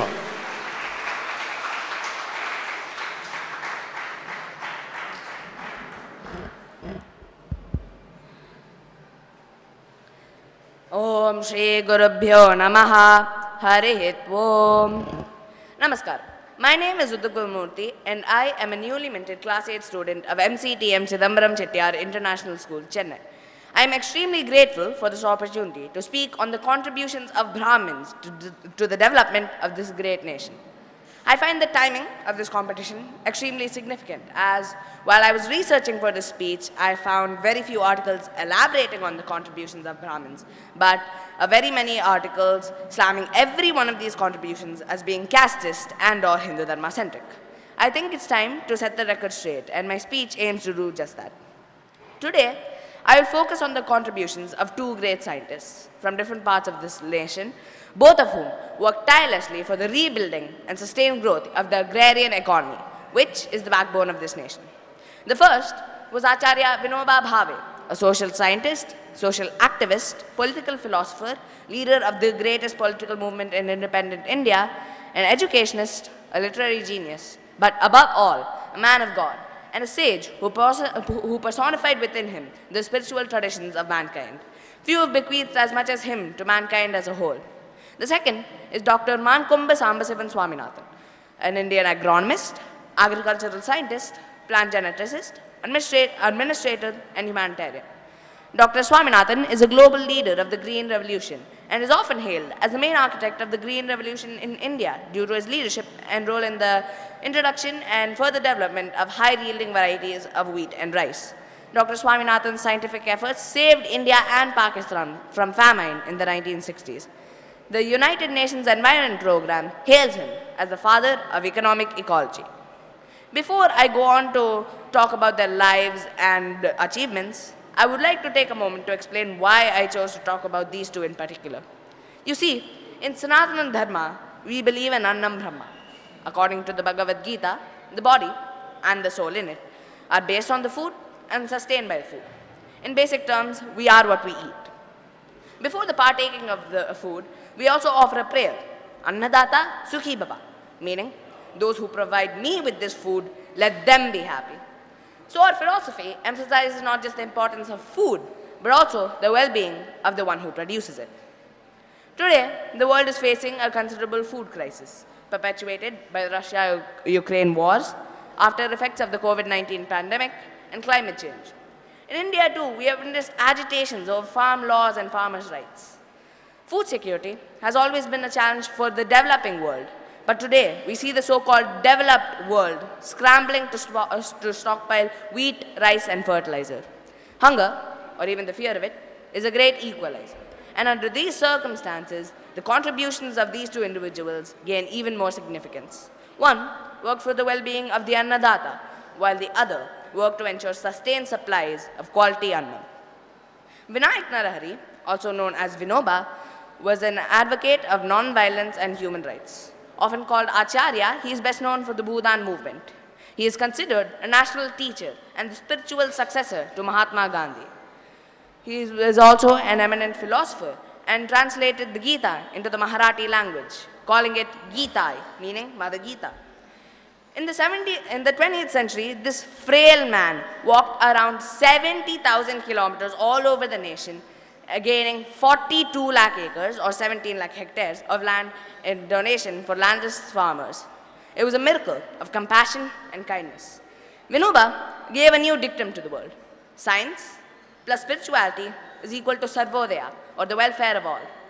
Vinoba expressed that we are in an era where service to any human being, and not just a Brahmin, could be considered a service to God. The land problem was an urgent and important problem faced by almost all countries who gained their independence after the Second World War. India too had to grapple with this problem. You see, centuries of slavery, particularly under British colonialism, had destroyed the natural lands and social system. Therein lay the roots of the problem. While on a walking tour of Telangana, Vinoba gained 100 acres of land as Bhudan for landless Dalit farmers at Bochampalli in 1951. Vinoba looked at this incident to solve an urgent and important economic problem through non-violence. Over the rest of the Telangana tour, another 12,200 acres were received. After this, on 12 September 1951, Vinoba set out for a walking tour of Delhi and never looked back. Over the next 13 years, the Padyatra would continue to traverse over 65,000 kilometers. Bhudan spread. For Vinoba, Bhudan was not only the solution of an economic problem, but it was the harbinger of a total non-violent revolution in the lives of individuals as well as in the social structure. Around 4.8 million acres of land were received as Bhudan, and 2.5 million acres have since been added, mostly for SC, ST, and backward communities, thereby giving them a permanent source of income, improving their economic condition, and giving them political empowerment. This has been brought through entirely moral suasion, and such an experiment on such a wide scale has no parallels in the annals of world history. Coming to our second scientist, Dr. Swaminathan's personality was in a big part shaped by Mahatma Gandhi. He was influenced by ideas of Swadeshi, Purna Swaraj, and non-violence. He was also influenced by the strong moral character and work ethic of his parents. Swaminathan's father was an ardent follower of Gandhi, and young Swaminathan was once taken to a rally in which British cloth was burnt, a lesson the boy would never forget. Growing up, Swaminathan saw the hardships faced by his family and others due to weather uncertainties, pests, and fluctuation of the prices of crops in the market. His family wanted him to take a course in medicine, but something changed his mind. You see, during the Second World War and the Bengal famine, Swaminathan saw how several people fell short of food. Seeing this devastation, he took it upon himself to make sure that India never fell short of food again. He therefore took up a career in agriculture and joined the Coimbatore Agricultural University. After completing further studies at the Wisconsin University, Swaminathan declined an offer of a prestigious professorship. On being asked why he did so, he replied, "I thought about why I wanted to study genetics. It was to make sure that India never fell short of food again." Thus was his determination to his goal. Swaminathan wanted to introduce improved varieties of seeds and crops to India. He wanted to give Indians better methods of water and soil management. But his largest goal was to take the best of technology and give it to the most rural of masses, who not only depended upon farming for food, but also for a living. Swaminathan later implemented the Gulf of Mannar Biosphere Reserve Trust with funding from the Global Environment Facility. After the 2004 Indian Ocean earthquake, he advised the Indian government to plant mangroves along the coast, therefore minimizing the effects of coming tsunamis.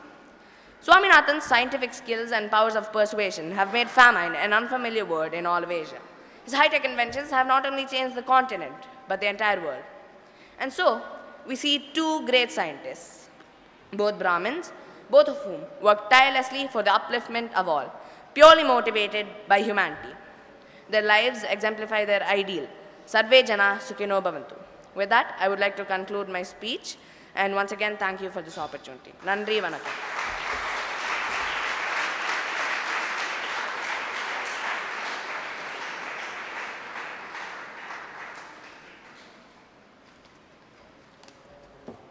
Thank you, Uddhav Gurumurthy.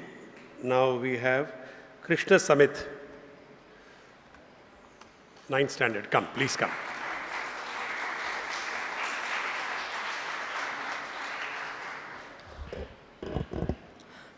Jai Jai Shankara, Har Har Shankara. A pleasant morning to one and all present here. My name is M. Krishna Samhit from Sri Shankara Vidyalaya, Matriculation Higher Secondary School. Now I'm going to deliver a short speech on the topic Brahmins' development and the contribution of India. Brahmins or intellectuals who studied Vedas preserved the ancient culture, knowledge and wisdom and passed on to the younger generations and provided some specific guidelines for the growth of our society. Brahmins have contributed and are contributing for the growth of our society in many fields, from teaching to scavenging. You name a field, they are there. Brahmins have immensely contributed in the development of making India modern and to the world in many fields, such as literature, science, technology, culture, religion, and even politics. Brahmins' contributions towards music, science, and mathematics deserves some special mentions as well. The Samhitas, the Bhargas, the Sutras, all these sacred rudiments of knowledge were provided by the sacred Brahmanas. Brahmins played an extraordinary role in the spread of the vast knowledge and vitalizing the Indian society for the millennia. Recently, in the freedom movement and the national revitalization movement, Brahmins proved their merit by playing their traditional role as usual. Their role and contribution in various legislative bodies and sectors was immense. We can give innumerable examples of their supreme sacrifice for the development of our country. Let us see a few of them. Aryabhatta. He is referred as one of the greatest astronomers of Indian history. He is the first person to refer to the decimal system, and he was the person who invented the number 0, without which we cannot do the necessary calculations. He invented the number 0, which is very useful, and he was the first person to scientifically delineate the occurrences of eclipses and to compute trigonometric tables. And many people believe that Aryabhatta discovered gravity before Sir Isaac Newton. Next, we have Swami Dayanand Saraswati. He is one of the greatest social reformers of India and the backbone of women empowerment in India. He started the Sudhi movement to bring back the Hindu converted to other religions, which played a really important role in the growth of communalism in the 20th century. It played a progressive role in the field of national awakening by attacking the religious superstitions, polytheism, and the supremacy of Brahmins. Adi Shankaracharya. He is one of the finest gurus of Indian history. He was a Brahmin who traveled on foot from Kerala to Gujarat and Rajasthan in the west, to Srinagar in the Jammu and Kashmir in the north, and to Bengal in the east, and finally came back to Kerala via Andhra Pradesh in the south. During this sacred journey, he turned all the Jainic and Buddhist kings back to Hinduism in circa 1 AD. Srinivasa Ramanujam. He is one of the geniuses in the field of mathematics. His birthday is even celebrated as the National Mathematics Day. We can give innumerable examples of his contributions in the field of mathematics. He started his career in certain arithmetic series and geometry in the mathematics. Although he didn't have official training in it, he solved many problems which were considered unsolvable. Ramakrishna Paramahamsa. He played a leading role in the Ramakrishna movement, which modernized the revival of Hinduism in India. And the Ramakrishna movement played an important role in Indian history. He was an inspirational role for many Indians, especially for Keshav Chandra Sen, in the elite of Kolkata, the Bhadralok. P.V. Narasimha Rao. He is one of the greatest prime ministers of Indian history. His contributions are several for the economic development of the India. We can see his development through the lens where he took the office and the subsequent reforms of his social service. Next, we have Atal Bihari Vajpayee. He is considered as the greatest prime minister of Indian history. His contributions towards Indian development are priceless. We can give innumerable examples of his contribution and supreme sacrifice. One of his best development for India is the strong foreign policy. After the Cold War and the liberalization of the Indian economy, he boosted the trade and bilateral relations with the US, which played a really, really important role in the development of India. So finally, there are so many Brahmins who contributed and sacrificed a lot for the sake of our society, but I could name only a few of them. So finally, I conclude my speech by saying that Brahmins are the torchbearers of the spiritual wisdom and secularism in India. Brahmin women contribution in the Indian freedom movement is equally remarkable. Thus, number of Brahmins contributed a lot for the sake of our society, often selflessly in their own way. From the Vedic period to the present day, Brahmins have contributed and are contributing for the society's well-being, progress, development, and its overall well-being. So no one could ever ignore them or their supreme sacrifice for the sake of our society. And finally, I thank everyone for giving me this wonderful opportunity. Thank you.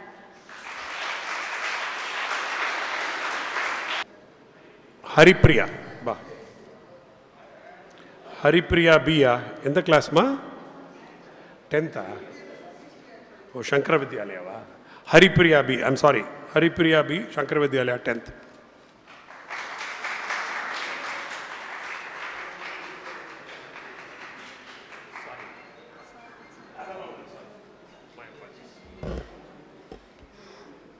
அனைவருக்கும் வணக்கம். கல் தோன்றி மண் தோன்றா காலத்தில் முன் தோன்றிய மூத்த மொழி தமிழ் மொழியாகும். உலகத்தில் 7 அதிசயங்கள் உள்ளது என்று கூறுகிறார்கள். ஆனால் எனக்கு தெரிந்த ஒரே ஒரு அதிசயம் நம் தாய்மொழி தமிழ் மொழியாகும். இங்கு வீரம் நிறைந்த தமிழ் மண்ணுக்கும் நடுவர் அவர்களுக்கும் என் முதற்கண் வணக்கங்களை தெரிவித்துக் கொள்கிறேன். என் பெயர் பா ஹரிப்பிரியா. நான் ஸ்ரீ சங்கர வித்யாலயா கிழக்கு தாம்பரத்தில் 10ஆம் வகுப்பு படிக்கின்றேன். இன்று எனக்கு கொடுக்கப்பட்டுள்ள தலைப்பு இந்திய விடுதலையில் பிராமணர்களின் பங்கு. இந்திய விடுதலை என்றாலே நமக்கு நினைவு கூறுவது காந்தியின் சத்தியாகிரக போராட்டம் மற்றும் அஹிம்சை போராட்டமாகும். அதில் காந்தி மட்டுமா பங்கேற்றார்? இல்லை, அனைத்து மாநிலங்களில் உள்ள மக்கள் அனைவரும் சேர்ந்து போராடியதுக்கு பேர்தான் இந்திய விடுதலை போராட்டம். அதில் நமது பிராமணர்களின் பங்கும் இருந்தது. பிராமணர்களின் பங்கு ஒவ்வொன்றையும் நம் சந்ததிகளுக்கு கூற வேண்டியது நம் கடமையாகும். அக்ரஹாரத்தை விட்டு ஒரு அடி கூட எடுத்து வைக்க முடியாமல் இருந்த பிராமணர் அனைவரையும் இந்தியாவின் மூலை முடுக்குக்கு அனுப்பி வைத்து கர்ணம், டாக்டர், ஜட்ஜு, வக்கீல் போன்ற பல பதவிகளை கொடுத்து அவரை அங்குள்ள மக்களை நாட்டாமை செய்யுமாறு அனுப்பி வைத்தார்கள். பெரிய பெரிய பதவிகளில் இருந்தாலும் என்றும் நம் தாய்நாட்டிற்காக, தம் தாய்நாட்டின் விடுதலைக்காக போராடுவதை பிராமணர்கள் என்றும் விட்டு தரவில்லை.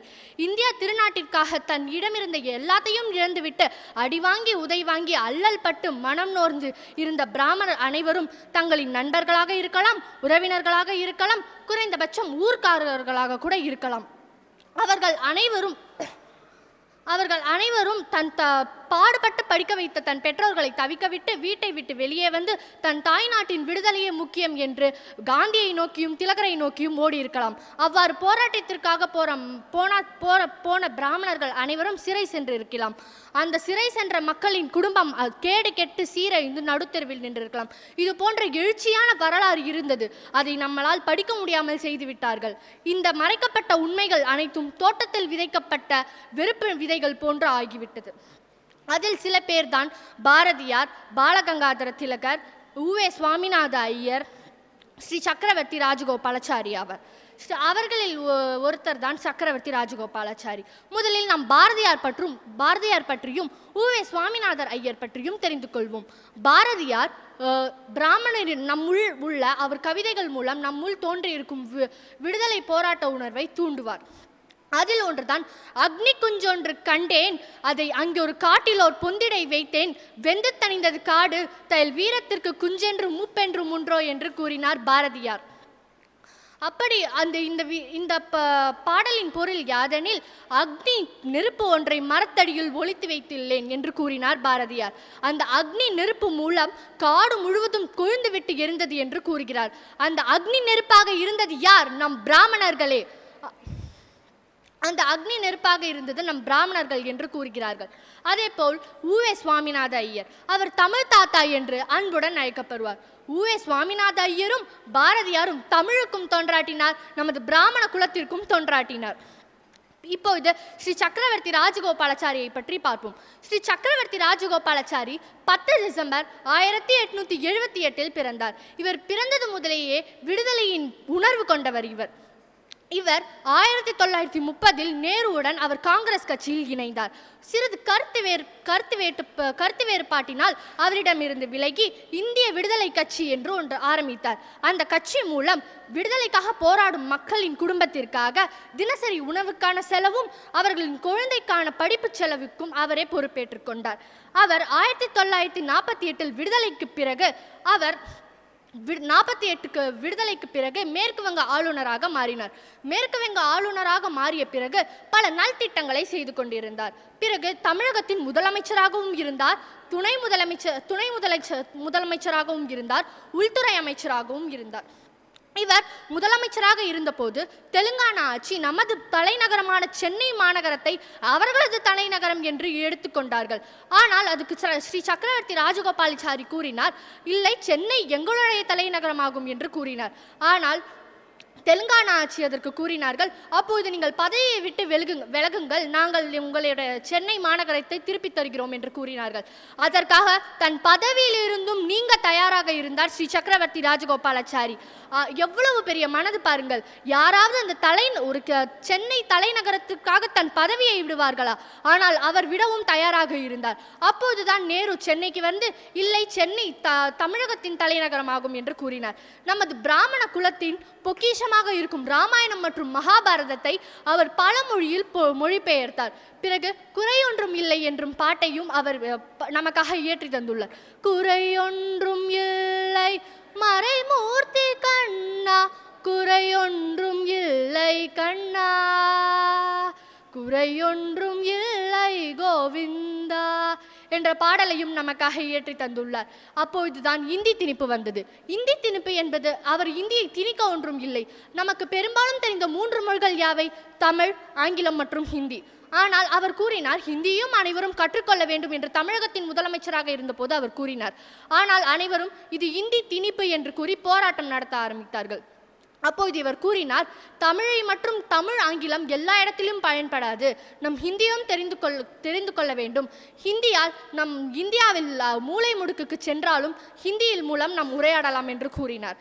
இப்போதும் அதற்கு ஹிந்தி திணிப்பு என்ற போராட்டம் நடக்கிறது. ஆனால் அவர் சொல்லுக்காக பல பேர் இன்று ஹிந்தி கற்றுக்கொள்கிறார்கள். அதில் நானும் ஒருத்தியாவேன். பிறகு இவர் இது போன்ற பல பிராமணர்கள் நமது விடுதலைக்காக பாடுபட்டு உள்ளார்கள். பிராமணர்கள் ஒன்றும் விடுதலைக்கு பிறகு இது நாங்கள் செய்ததால் தான் நடந்தது என்று ஒன்றும் கூறவில்லை. இது அனைவரும் சேர்ந்து செய்ததால் தான் நடந்தது என்று கூறினார்கள். இமயமலை இருக்கும் வரை, இந்து மகாகடல் இருக்கும் வரை, காற்றும் ஒளியும் கதிரவனும் கீற்றும் இந்த உலகத்தில் சுழலும் வரை பிராமண சங்கம் இருக்கும். 1000 கைகள் கொண்டு மறைத்தாலும் ஆதவன் மறைவதில்லை. 1000 கொண்டு கைகள் மறைத்தாலும் ஆதவன் மறைவதில்லை. ஆனால் பொய்யிலே பிறந்து பொய்யிலே வறந்து பொய்களாலேயே இந்த இந்திய வரலாறை மாற்ற வேண்டும் என்று ஐயாக்களும் அண்ணாக்களும் பல ஆண்டுகள் ஈடுபட்டாலும் பிராமணரின் அந்த பொய் மெய்யான அந்த தியாக வரலாறு என்றும் மாறாது என்று கூறி வாய்ப்பளித்தமைக்கு நன்றி கூறி விடைபெறுகிறேன். நன்றி, வணக்கம்.